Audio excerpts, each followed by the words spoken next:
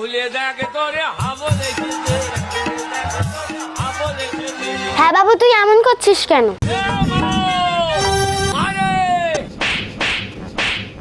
সব সময় শুধু এ মামা রে বিরক্তিকর কোথাকার। এ মা, আমি বিয়ে করবো। কিন্তু তোমার তো এখনো বিয়ের বয়স হয়নি বাবা। আমার বিয়ের বয়স হোক, ঠিক বিয়ে দিয়ে দেবো। ছাড় ছাড় ছাড়। আমার সব বন্ধুরা বিয়ে করে নিয়েছে, আমিও বিয়ে করব। করুক বাবা, তুমি তো সবার থেকে আলাদা। তুমি বড় হও, ঠিক তোমার বিয়ে দিয়ে দেবো।